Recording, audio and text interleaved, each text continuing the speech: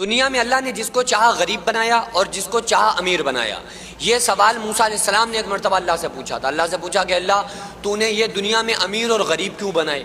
حالانکہ اگر اللہ چاہتا تو سب کو امیر بنا دیتا۔ ہم میں سے کتنے ایسے لوگ ہیں جن کی یہ خواہش ہوتی ہے کہ یار فلاں بندہ بہترین کھا پی رہا ہے، اے اللہ ہم اس سے حرص نہیں کر رہے، لالچ نہیں کر رہے، لیکن تو ہمیں اتنا تو دے دے جس سے ہماری زندگی ٹھیک ٹھاک گزرنے لگے۔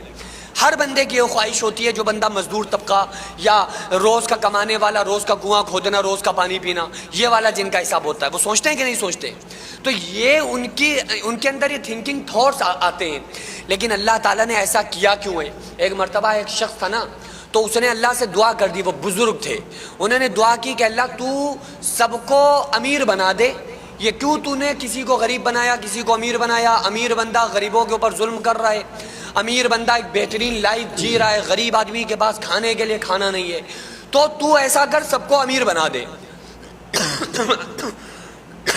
اللہ تعالیٰ نے ان کی دعا کو قبول فرما لیا اور اللہ تعالیٰ نے سارے ہی لوگوں کو دولت سے نواز دیا، سب کو پیسہ دے دیا۔ اب یہ اپنی اسی حالت پہ رہے، کیونکہ ان کے سامنے آخرت تھی۔ جو آخرت کو مد نظر رکھتا ہے، جو آخرت کو سمجھتا ہے، وہ دنیا میں اللہ سے یہ گاڑیاں، تحفے، یہ گھر، مکان یہ نہیں مانگتا ہے۔ تو وہ بزرگ تھے، وہ اسی حالت پر تھے، باقی سارے لوگ امیر ہو گئے۔ ایک دن ان کی کچی دیوار تھی، تیز ہوا چلی، وہ ان کی دیوار گر گئی۔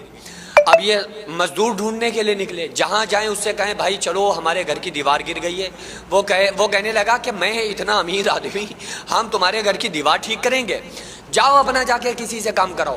اب انہیں علاقوں میں کوئی ایسا مزدور نظر ہی نہ آئے جس سے وہ اپنی دیوار ٹھیک کروا سکیں۔ کہا کہ مولا جو تیری قدرت ہے، جو تیرا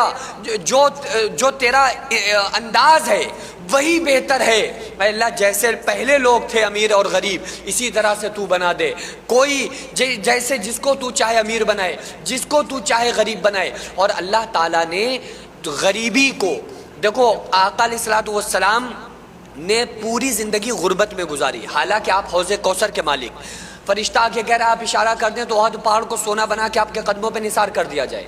آپ کی عظمت یہ ہے کہ آپ اگر چاہتے تو براق کو آپ کے دروازے پر سواری بنا کے باندھ دیا جاتا، لیکن آپ نے نہیں چاہا۔ آپ نے کہا اللہ ایک وقت بھوکا رکھے، دوسرے وقت کھانا دے، جب کھائیں تو اس کا شکر ادا کریں، جب بھوکے ہوں تو اس کی یاد میں روئیں۔ آپ نے غریبی کو پسند کیا، کیوں؟